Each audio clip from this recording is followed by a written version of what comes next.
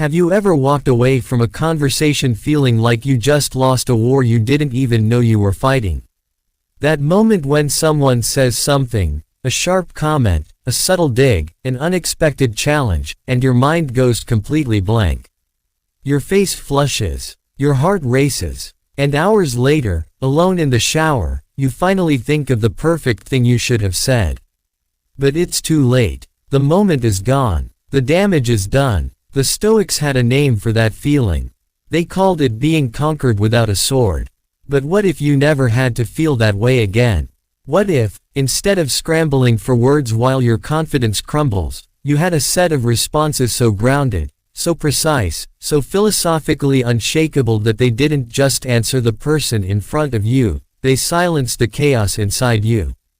That is exactly what we are going to build today. Welcome back to Wisdom of the Stoics. If you are new here, I need you to understand something important. This channel is not about empty motivation. It is not about feel-good quotes that sound nice but fall apart the moment life gets hard. We go deep into the original texts, the meditations of Marcus Aurelius, the letters of Seneca, the discourses of Epictetus, and we pull out the philosophy that has survived 2,000 years. Not because it sounds beautiful. Because it actually works. Because it was built for the hardest moments a human being can face. Today, we are talking about those moments. The moments when words become weapons. And we are going to arm you with 10 responses that will ensure you never feel conquered by someone else's tongue again. But before we get to the responses, we need to understand something foundational. Something the Stoics understood that most people today have completely forgotten. Words are not weapons unless you hand someone the sword. Epictetus, the man who was born a slave, who had his leg broken by his master as a demonstration of power, who had every reason to live as a victim of other people's cruelty, this man wrote, "Men are disturbed not by the things which happen, but by the opinions about the things." Read that again. Men are not disturbed by things. They are disturbed by their opinions about things. This is not a motivational slogan. This is a radical claim about the architecture of human suffering. Epictetus is saying that the words someone throws at you are neutral events. What creates your pain, what makes your face flush, your hands shake, your sleep disappear, is not the word. It is the story you build around the word the moment it lands. Marcus Aurelius, writing to himself in the privacy of his journal, put it this way: you have power over your mind, not outside events. Realize this and you will find strength. Now, this is critical. The Stoics were not saying that other people's cruelty doesn't matter. They were not saying words have no impact. Seneca wrote entire letters about the wounds language can leave. What they were saying is this: the wound and the response to the wound are two completely different events. And only one of them is yours to control. The 10 responses in this video are built on that distinction. They are not clever comebacks. They are not verbal weapons. They are philosophical positions, each one rooted in Stoic thought, that allow you to meet any attack, any provocation, any attempt to destabilize you, from a place of complete interior calm. Let us begin. Response 1. I may be wrong. 3 words. And I want you to sit with the discomfort of them for a moment, because your first instinct, almost everyone's first instinct, is that saying, I may be wrong, is an act of weakness. The Stoics believed the exact opposite. Marcus Aurelius, Emperor of Rome, commander of legions, the most powerful man in the known world, wrote this: if someone is able to show me that what I think or do is not right, I will happily change.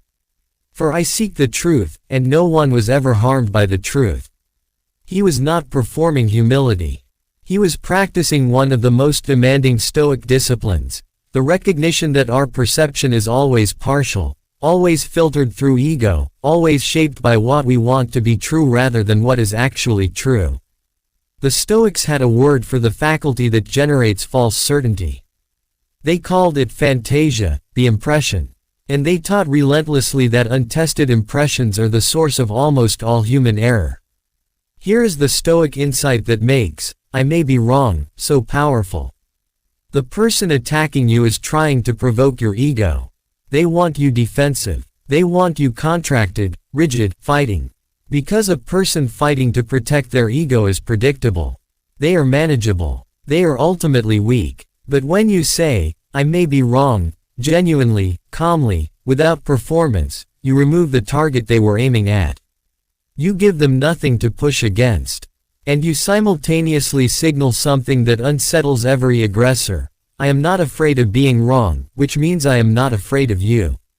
There is a story about Epictetus being confronted by a student who argued loudly and aggressively that Epictetus's teaching was inconsistent. Instead of defending himself, Epictetus reportedly smiled and said, "You may have found an error I haven't. Tell me more." The student, expecting resistance, had none to push against. The argument dissolved. The Stoic principle at work here is called oikiosis, belonging or affiliation with truth over self. When you affiliate with truth rather than ego, you become genuinely undefeatable, because you have already agreed to surrender anything that isn't accurate. Think about someone in your life right now who makes you feel defensive.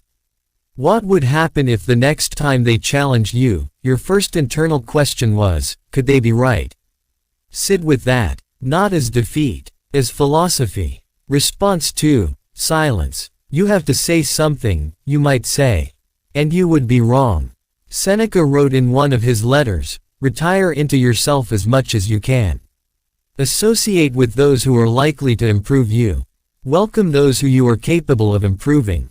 But buried in that same letter is a warning that most people miss. Avoid those who are despondent and who grow over everything. And his method of avoidance was not argument. It was withdrawal. The Stoics understood something that modern psychology has since confirmed. Not every provocation deserves a response. And sometimes, silence is the most devastating thing you can offer. Here is why silence works so profoundly as a Stoic response. When someone attacks you verbally, when they try to diminish you, embarrass you, provoke you, they are, consciously or not, seeking an energy transaction. They want something from you. Your fear, your anger, your scrambling justifications. That energy is what feeds the exchange.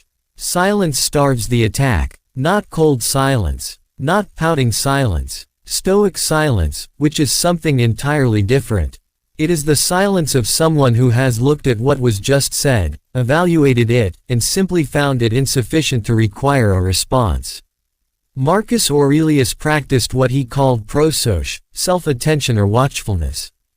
Part of that practice involved noticing the impulse to respond immediately, to fill every silence with self-defense, and asking, does this moment require my voice or my presence? In his meditations, he writes, how much more grievous are the consequences of anger than the causes of it. He had experienced this himself. As emperor, he was constantly surrounded by people who wanted his reaction, senators who baited him, generals who tested him, philosophers who challenged him publicly. And time and again, the historical accounts show the same thing. Marcus paused before he spoke. Often, he did not speak at all. The ancient world had a name for this quality. They called it megalopsychia, greatness of soul. And it was identified specifically with the ability to remain unmoved when lesser people expected movement. Here is the practical truth. When you respond immediately and emotionally, you show someone exactly which buttons work. You give them a map. But when you meet their provocation with measured silence, or the briefest, calmest possible acknowledgement, you reveal nothing. You remain, as the Stoics would say, free. Some of the most powerful people I have ever observed had almost nothing in common except this: when challenged, they did not rush to speak. The silence was the answer. Response 3. That's an interesting perspective. This response requires the most philosophical discipline of all 10, because it asks you to do something genuinely difficult, to engage without evaluating, to acknowledge without agreeing, and to remain in contact with someone's reality without being pulled into it. Epictetus, in the Enchiridion, his handbook of Stoic practice, opens with the foundational distinction that underlies everything we are talking about today. Some things are in our control and others not. That's an interesting perspective, is the linguistic expression of that distinction. Here is what it does not say. It does not say you agree. It does not say you disagree. It does not say the other person is right or wrong, wise or foolish. It takes no position whatsoever on the content of what was said. What it does say is this: I have heard you. I have clocked the existence of your view. And I am choosing, deliberately, not to make it my problem. The Stoics were fascinated by the phenomenon they called sympathia, the interconnectedness of all things. But they were equally fascinated by its opposite challenge, the way we unconsciously absorb other people's emotional states, their judgments, their anxieties, their certainties. They called this absorption patha. The passions are disturbances that come not from within but from without. That's an interesting perspective, is a firewall. It creates what Epictetus called diaspora, distance, interval, space between the impression and the response. Now, I want to be precise about this. This response must be genuine to be Stoic. The Stoics had no time for performance or manipulation. If you say, "That's an interesting perspective," while internally seething, you have learned nothing. The point is to mean it. To genuinely position yourself as someone who finds the diversity of human opinion interesting rather than threatening. Marcus Aurelius wrote, "When you wake up in the morning, tell yourself, the people I deal with today will be meddling, ungrateful, arrogant, dishonest, jealous, and surly. But I have seen the beauty of good and the ugliness of evil, and have recognized that the wrongdoer has a nature related to my own." He did not say tolerate wrongdoing. He said recognize the shared humanity. Find it genuinely interesting that people arrive at such different places from the same starting point. That is what, "That's an interesting perspective," means when a Stoic says it. It means, I see you as a human being arriving at a conclusion through a process I can examine without threat. Leave a comment below. I genuinely want to know, what is a situation in your life right now where, "That's an interesting perspective," would completely change the dynamic. I read every comment on this channel. Tell me. Response 4. Let me think about that. We live in a culture that has made speed into a virtue. Respond instantly. React in real time. Never let a moment pass without filling it with your opinion. The Stoics looked at this tendency 2,000 years before Twitter. 2,000 years before the comment section. And they identified it as one of the most reliable paths to hamartia, error, the missing of the mark. Seneca wrote, "I will keep constant watch over myself, and most usefully, will put each day up for review." The daily review, the examination that became a cornerstone of Stoic practice, was built on a single premise: time reveals what haste conceals. Let me think about that, does several things simultaneously, all of them Stoic. First, it honors the Stoic commitment to logos, reason, the rational faculty that distinguishes us from animals, and that the Stoics believed was our most divine attribute. To rush a response is to let the lower faculties, impulse, ego, emotion, speak before reason has assembled itself. Second, it signals to the other person something genuinely disarming. You take them seriously enough to think about what they have said. This is not weakness. It is respect, and most people are completely unprepared to receive it, especially when they were expecting a fight. Third, and this is the subtlest Stoic point, it buys you the space to practice what Marcus Aurelius called hypomone, patient endurance. The willingness to sit in the discomfort of not having an answer yet, without needing to escape that discomfort with noise. There is a remarkable account from the historian Cassius Dio about Marcus Aurelius presiding over legal disputes. Unlike many emperors who were known for quick, decisive, often capricious judgments, Marcus was known for asking follow-up questions, requesting time, consulting precedents, and sleeping on decisions before rendering them. His contemporaries sometimes found this maddening. History has vindicated him entirely. In your own life, this response transforms confrontations because the moment you say, "Let me think about that," and mean it, you have shifted the conversation from a battle to a negotiation. From heat to light, I will be honest with you. This one required the most work for me personally to internalize. The instinct to respond immediately, to prove you have already considered something, to never appear caught off guard, that instinct is deeply human. And it is, the Stoics would tell us, deeply unhelpful. The 4 words, "Let me think about that," are an act of intellectual courage, not retreat. Response 5. You might be right. Notice the difference between this and response 1. Response 1 was, I may be wrong, an inward acknowledgement of your own fallibility. This response, you might be right, is the outward expression of something even harder, genuine openness to the other person's position. Zeno of Citium, the founder of Stoicism, taught that the highest expression of rational virtue was not winning arguments. It was arriving at truth. He reportedly held that a philosopher who enters a debate hoping to win rather than hoping to learn has already failed philosophically, regardless of what happens in the debate. You might be right, is powerful for a reason that has nothing to do with strategy and everything to do with the nature of truth itself.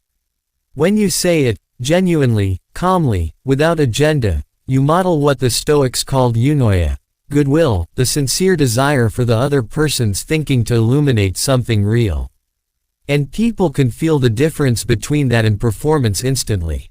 It is also worth noting what, you might be right, does not mean in Stoic terms. It does not mean capitulation. It does not mean agreement. It means, I am holding your position open as a live possibility. Rather than a threat. Seneca wrote, the first step in becoming good is to want to be good. The parallel in dialogue is this, the first step in having a real conversation is to want to be changed by it. If you enter every exchange already decided, you are not conversing. You are performing. And the Stoics had no patience for performance dressed as philosophy. Here is something I want you to genuinely sit with. The last time someone convinced you of something, when did it happen, and what made you open to it? I will wager that in almost every case, it was not the force of their argument that moved you.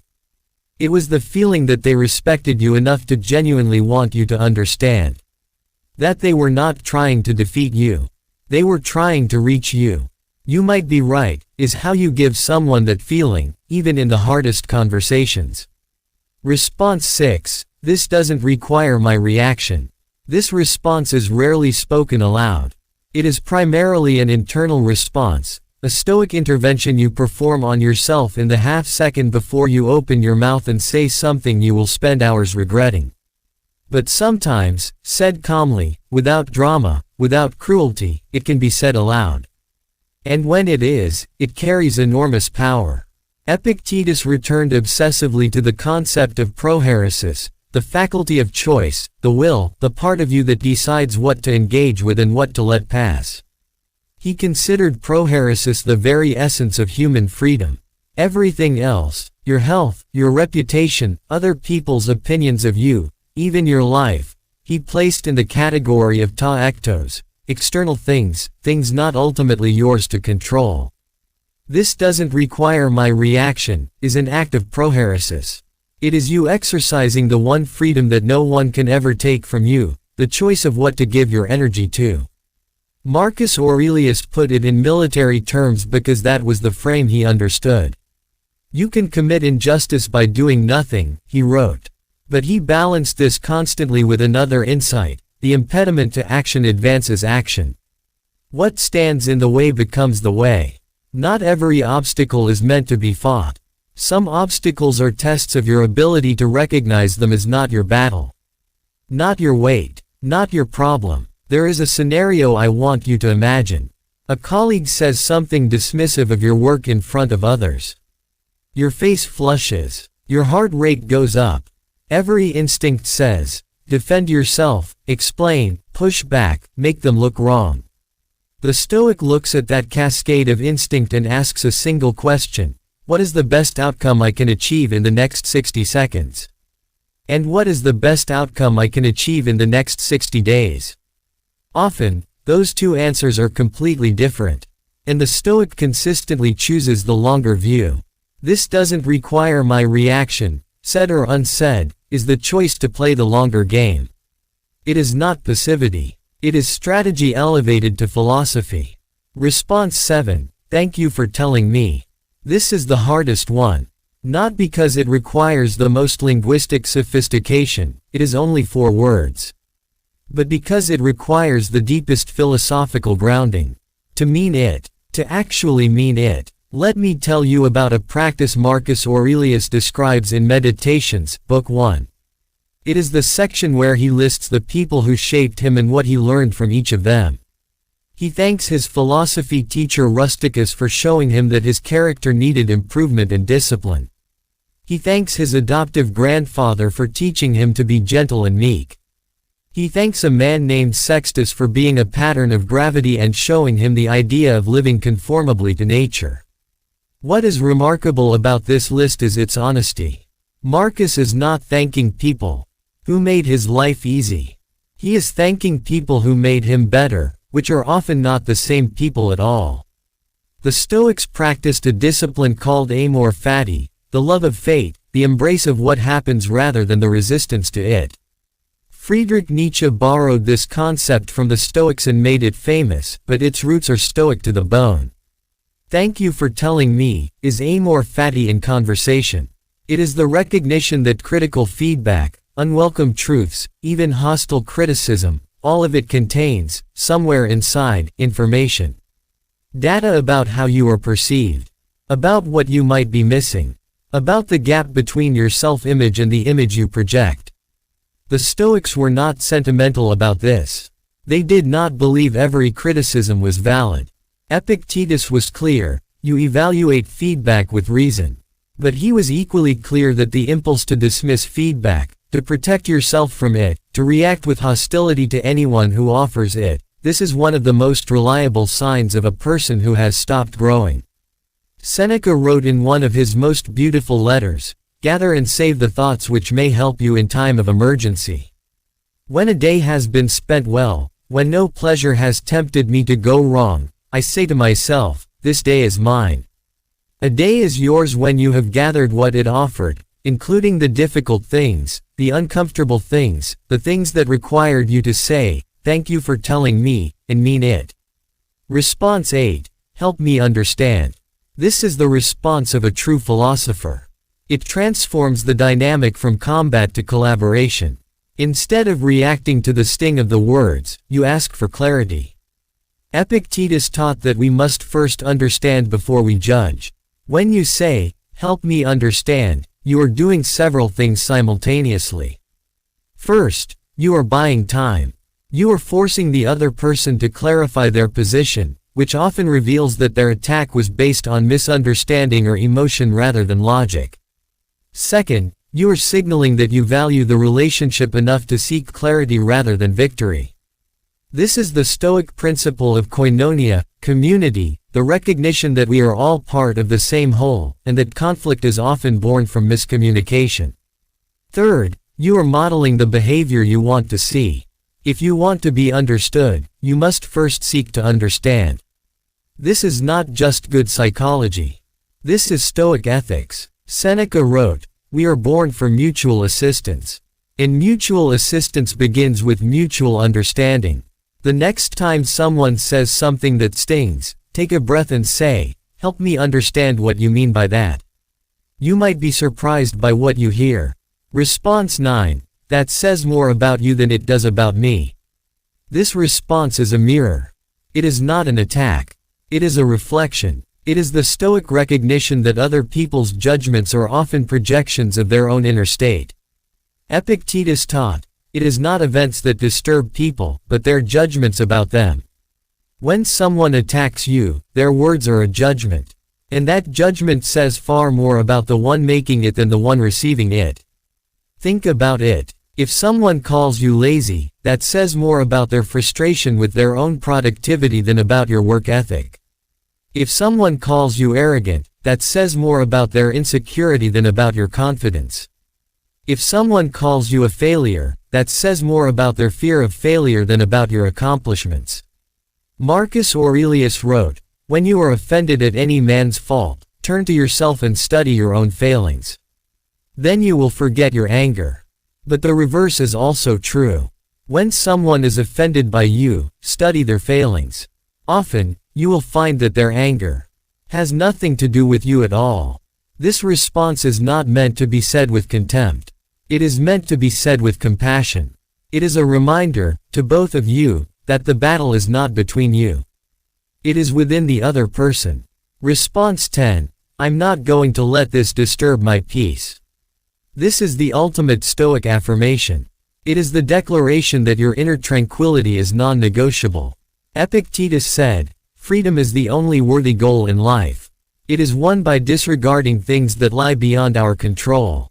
And one of the things that lies beyond our control is other people's opinions, other people's words, other people's attacks. Your peace is your responsibility. No one can take it from you unless you let them. And when you say, 'I'm not going to let this disturb my peace,' you are reclaiming your sovereignty. This is not denial. This is not suppression. This is the recognition that your emotional state is a choice, and you choose peace." Marcus Aurelius wrote, "How much time he gains who does not look to see what his neighbor says or does or thinks, but only at what he does himself, to make it just and holy." The person who holds their peace in the face of provocation is not weak. They are the strongest person in the room, because they have mastered the one thing that no one else can control, themselves. We have covered 10 responses tonight. Not tricks, not weapons. Philosophical positions. 1. I may be wrong, the courage of intellectual humility. 2. Silence, the power of a response that does not need words. 3. That's an interesting perspective, the firewall of genuine curiosity. 4. Let me think about that, the dignity of deliberate reason. 5. You might be right, the openness that disarms opposition. 6. This doesn't require my reaction, the freedom of strategic withdrawal. 7. Thank you for telling me, the deepest Stoic discipline of all. 8. Help me understand, the bridge from combat to collaboration. 9. That says more about you than it does about me, the mirror of self-awareness. And 10. I'm not going to let this disturb my peace, the ultimate affirmation of inner sovereignty. Now, I want to be honest with you. These are not responses that become yours by watching a video. They become yours through practice. Through what Epictetus called ascesis, discipline, training, the daily exercise of the philosophical muscle. Marcus Aurelius did not write the Meditations because he had mastered Stoicism. He wrote it because he was still practicing every day. Despite being emperor. Despite being surrounded by war, corruption, plague, and loss. He wrote it to hold himself accountable to the person he was trying to become. I want to suggest something for you right now. Tonight, pick one of these 10 responses, just one, and try it genuinely, once, tomorrow. In the most ordinary context you can find. Not in a crisis. Just in a regular moment where you feel the old pull to react quickly, defensively, emotionally. Try the Stoic response instead. And come back here and tell me what happened. That is what this channel is for. Not just to learn about Stoicism. To live it. If this video gave you something today, a thought, a shift, even just a question, please share it with one person in your life who could use it. That single act of sharing is how philosophy has always survived. Person to person, idea to idea, generation to generation. If you are not yet subscribed to Wisdom of the Stoics, now is the time. We release new videos regularly, and every one of them goes this deep. Every one of them is built for the real challenges of a real life. And in the comments, I genuinely want to know, which of these 10 responses do you think will be hardest for you to actually practice? Not hardest to understand, hardest to live. That is the real question. I will be in the comments. Until next time, stay grounded. Stay rational. And remember what Marcus Aurelius told himself on the mornings when the world felt heaviest. You have power over your mind, not outside events. Realize this and you will find strength.